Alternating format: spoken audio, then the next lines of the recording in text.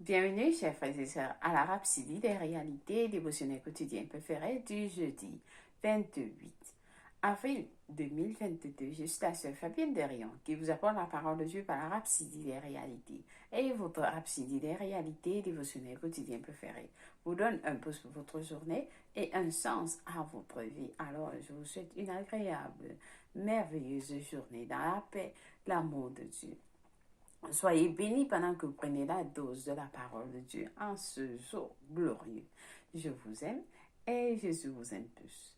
Alors, nous sommes au 28e jour, presque à la fin du mois d'avril, et j'espère que vous avez été très bénis tout au long de ce mois d'avril. Nous avons beaucoup appris et nous continuons toujours d'apprendre. Donc, à partir de demain 29 avril, parce que Soyakilome, jusqu'au samedi 30, parce que Soyakilome organise la journée, c'est-à-dire le Global Minister Classroom. C'est un enseignement avec tous les ministres des églises. C'est intitulé Global Ministers Classroom, avec Pasteur Chris lui-même. C'est l'enseignement de tous les ministres des églises. Donc, si vous connaissez un ministre de l'évangile, vous connaissez un ministre de l'évangile, demandez-les à s'enregistrer. Invitez-les à s'enregistrer à www.ismglobal ministère, c'est-à-dire MINISTERES, et plus classroom en anglais, CLASSROM.org. Alors, Global ASM, Global Minister Classroom.org. Alors, ça, c'est pour les ministres qui ne sont pas de Christ Embassy, Donc, tous les autres ministères, que vous êtes dans une église, alors demandez à tous ces ministres de l'évangile d'être connectés. C'est un enseignement qui va bénéficier votre ministère. Votre ministère soyez connecté à cette grâce qui est sur notre homme de Dieu parce que ce Yakidoume. Alors, vous n'allez jamais regretter cela. Invitez nombreux. Il y a des liens, vous pouvez aussi joindre à GMC with Pastor Chris ou alors à ISM. Vous pouvez contacter, vous pouvez voir tous ces sites-là. Amen. Béni soit Dieu. Alors, comme nous avons commencé avec notre témoignage, les témoignages dans notre le magazine de Healing to the Nation, nous allons continuer aujourd'hui avec un autre témoignage. Alors, soyez bénis pendant que vous suivez ce message. Nous avons aujourd'hui un témoignage de une Elisabeth qui avait 70 ans. Alors, Elisabeth a souffert d'un accident depuis 1990, 32 ans. Il y a cela 32 ans elle a eu cette maladie qui a duré pendant longtemps. Elle a été fracturée. Elle avait une fracture du coccyx. Et l'os était sorti. L'os était sorti sur la chair. Alors, il a fallu une opération pour enlever l'os. Les fragments d'os qui étaient sur sa chair. Alors, Elisabeth a souffert donc. Elle a souffert donc de cette douleur en 2018. En 2018, Elisabeth a été diagnostiquée avec l'ostéoporose. L'ostéoporose. Alors, qu'est-ce que l'ostéoporose? L'ostéoporose est une condition qui affaiblit les os et il les rend fragiles. Plus fragiles qu'ils peuvent se casser.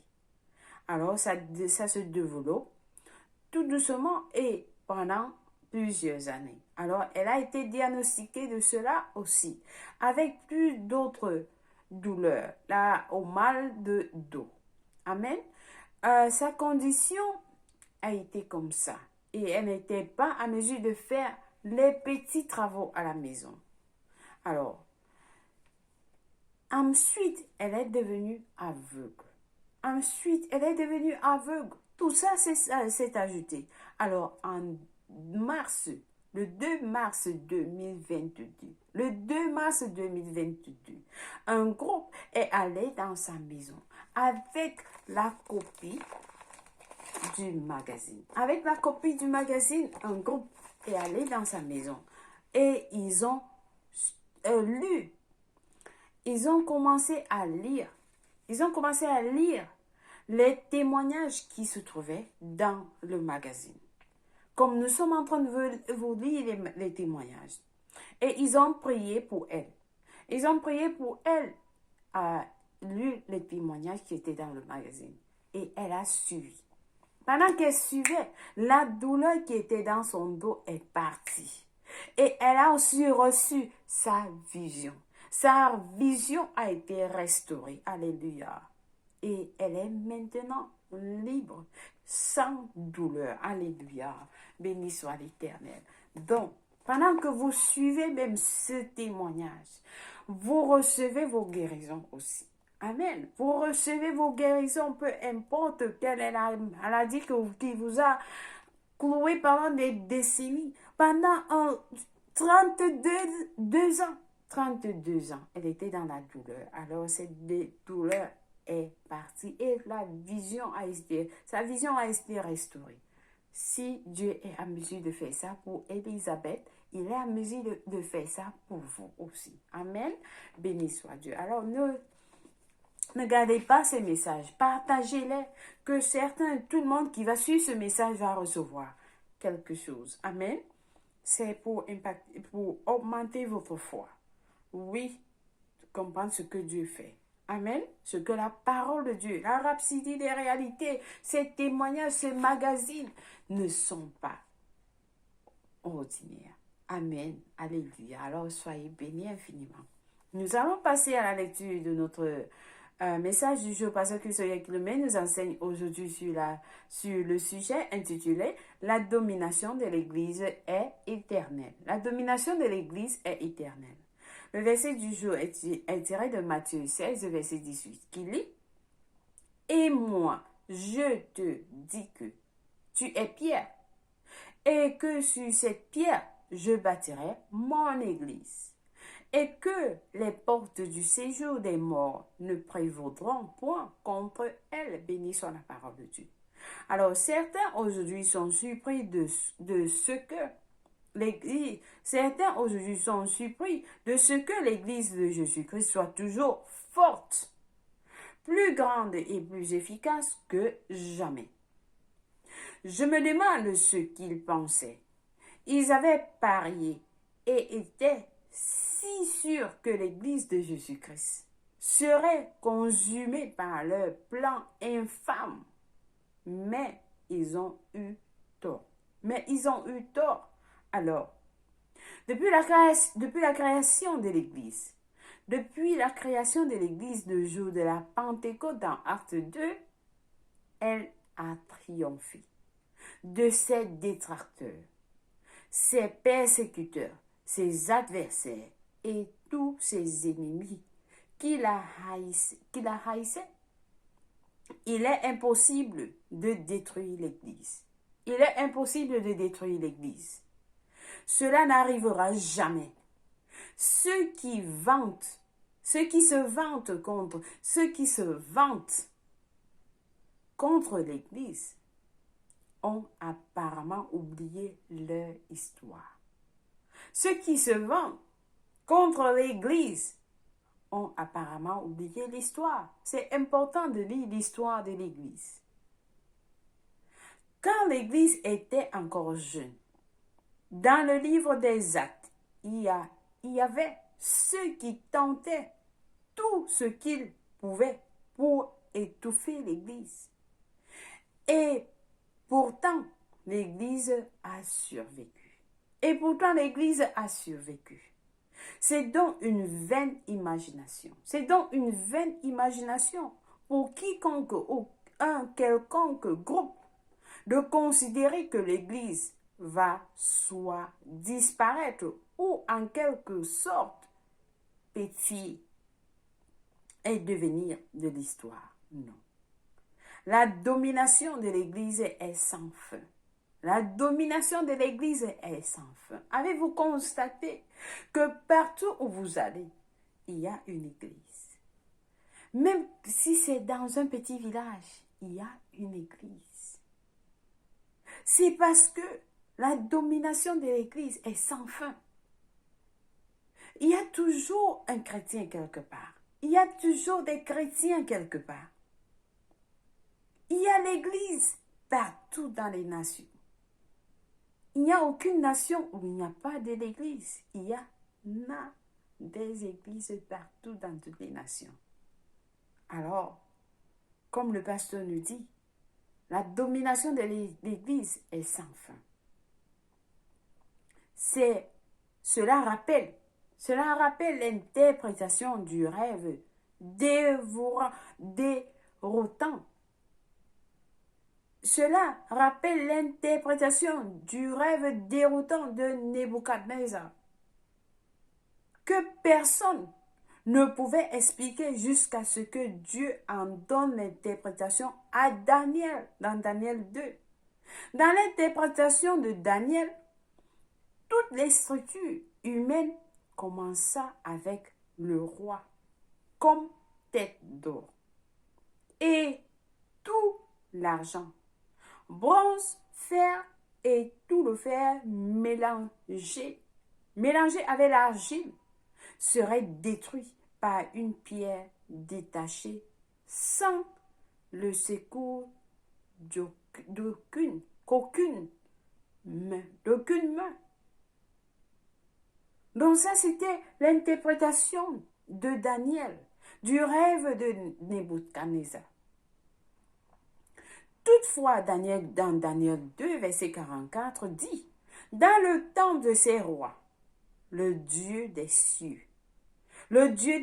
suscitera un royaume qui ne sera jamais détruit. » Il suscitera un royaume qui ne sera jamais détruit et qui ne passera point sous la domination d'un autre peuple.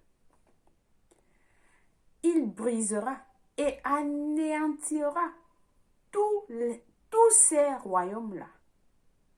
Et lui-même subsistera éternellement. Alléluia.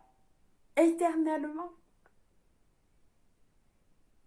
L'Église de notre Seigneur Jésus-Christ est éternelle. La pierre qui a été détachée sans le secours d'aucune main venait de Dieu. Et cette pierre a détruit toute la structure humaine et a mis en place un royaume dont la Bible dit qu'il ne sera laissé à d'autres personnes. Il ne sera laissé à d'autres personnes. Donc ça, c'est le royaume. Ça, c'est l'Église de notre Seigneur Jésus-Christ. L'Église ne tombera jamais sous la domination d'un autre. L'Église ne tombera jamais sous la domination d'un autre. Le pasteur nous explique. À la fin, elle sera forte. Parce que l'Église est pour toujours. L'Église est pour toujours. La Bible parle de Jésus, le chef de l'Église. La Bible parle de Jésus, le chef de l'Église. Cela devient plus évident encore quand il paraît un autre sacrificateur à la ressemblance de Melchisédek, institué selon la puissance d'une vie impérissable. Alléluia. Alléluia. Ça, c'est dans Hébreux 7, verset 15. Alors, l'Église de notre Seigneur Jésus-Christ est pour toujours, éternel. Amen. La Bible nous dit que il a dit dans notre veille, je construirai. Il va bâtir son église. Et les portes du séjour des morts ne prévaudront point contre elle. Dont l'église de Jésus-Christ est forte. Forte. Amen. Alléluia. L'église de Jésus-Christ est toujours forte, plus grande et plus efficace que jamais. Alléluia. Béni soit l'Éternel. J'espère que quelqu'un a été béni avec ce message. Et c'est ce que nous tous nous devons comprendre, que nous sommes dans le camp des gagnants. Amen. Parce que l'église de Jésus-Christ est forte et elle avance en avant. Amen. Nous allons lire les études approfondies aujourd'hui pour mieux comprendre ce que la Bible nous dit. Qu'est-ce que la Bible nous dit pour des études approfondies? Le pasteur nous a donné 1 Timothée 3, verset 15. 1 Timothée 3, verset 15. Nous lisons ce que ça nous dit. Elle dit, elle sera néanmoins sauvée en devenant mère si elle préserve avec modestie dans la foi, dans la charité et dans la sainteté. Alléluia. Béni soit l'Éternel. Éphésiens 2, verset 19 à 22 nous dit ceci. Ainsi donc, vous n'êtes plus des étrangers, si des gens du dehors. Mais vous n'êtes plus des étrangers, ni des gens du dehors, mais vous êtes concitoyens des saints, gens de la maison de Dieu. Vous avez été édifiés sur le fondement des apôtres et des prophètes. Jésus-Christ lui-même étant la pierre angulaire. En lui, tout l'édifice, bien coordonné, s'élève pour être un temple saint dans le Seigneur. Alléluia. Le verset 22 lui dit, en lui, vous êtes aussi édifiés pour être une habitation de Dieu en esprit. Béni soit Dieu. C'est vous. C'est ce que la parole de Dieu dit de vous. Amen. Nous sommes une habitation de Dieu en esprit. Amen. Alléluia. Acte 26, versets 14 à 16, nous dit ceci. Nous tombâmes tous par terre.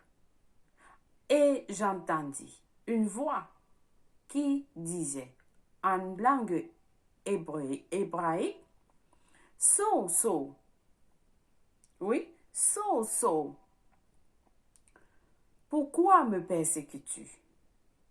Il te serait, ça c'est Jésus qui parlait à Saul. C'est la rencontre de Saul avec le Seigneur. Il dit, Saul, Saul, pourquoi me persécutes-tu? Il te sera dur de regimber contre les aiguillons. Je répondis, qui es-tu, Seigneur? Et le Seigneur dit, je suis Jésus que tu persécutes. Mais lève-toi et tiens-toi sur tes pieds, car je te suis apparu pour t'établir ministre et témoin des choses que tu as vues et de celles pour lesquelles je t'apparaîtrai. Alléluia. Alors, ça c'est le... Après que Saul ait persécuté l'Église, le Seigneur Jésus l'a apparu et l'a nommé. Il a établi ministre et témoin de l'Évangile. Donc, nous tous, nous sommes appelés à faire ce que Dieu nous a demandé de faire. Amen.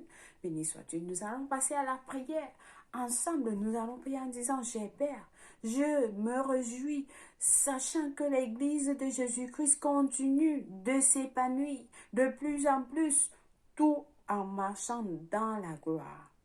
Merci pour l'assurance de tes enfants à prêcher ta parole et la révélation de ta vérité qui leur permet de vivre triomphalement, toujours au nom de Jésus. Amen. Alléluia. Béni soit Dieu. Alors, nous avons des études bibliques de 1 an aujourd'hui à lire dans Luc 22, 60, verset 66 jusqu'à Luc 23, verset 1 à 25 et de Samuel 1 à 3. Pour la lecture biblique de 2 ans, nous lisons 1 Corinthiens 1, verset 1 à 9, pardon, le psaume 137 au psaume 138. Béni soit l'Éternel. Si vous n'êtes pas né de nouveau, c'est l'opportunité pour vous de donner votre vie en Christ. Alors, je vais vous inviter à prier cette prière avec tout cœur. Et Dieu va vous écouter en disant au Seigneur Dieu, je crois de tout mon cœur en Jésus-Christ, le Fils du Dieu vivant. Je crois qu'il est mort pour moi à la croix. Et Dieu l'a ressuscité des morts. Je crois qu'il est en vie aujourd'hui. Je confesse avec ma bouche que Jésus-Christ est le Seigneur et le Sauveur de ma vie à partir d'aujourd'hui. Par lui et par son nom, j'ai la vie éternelle. J'ai reçu la vie éternelle dans mon esprit par la foi. Je suis né de nouveau. Je suis désormais un enfant de Dieu. Merci Seigneur pour ton précieux Saint-Esprit. Je le reçois dans mon cœur maintenant. Je peux parler en langue de l'esprit. Je suis la justice de Dieu en Jésus-Christ. Alléluia. Félicitations. Si vous avez prié cette prière, je vous rassure, Dieu vous a écouté et il vous a répondu. Et vous êtes la bienvenue dans le royaume de Dieu. Oui, nous vous célébrons. Vous êtes la bienvenue. Amen. Laissez-nous savoir que vous avez prié cette prière au www.rapsididesrealités.org pour plus d'informations. Soyez bénis infiniment. Joyeux anniversaire à vous. Si c'est votre anniversaire aujourd'hui, 28 avril, nous vous aimons et nous vous célébrons. Vous êtes spécial pour le Seigneur. Amen. Béni soit Dieu. Merci d'avoir suivi la Rhapsodie des réalités en ce jour. Et surtout, s'il vous plaît, partagez les vidéos, invitez les autres à suivre l'enseignement avec notre homme de Dieu, parce que ce n'est plus. Mais si vous êtes ministre de l'Évangile, invitez les autres à ASN Global Minister Classroom.org. Amen. Soyez bénis. Au revoir. Je vous aime et Jésus vous aime plus. Au revoir.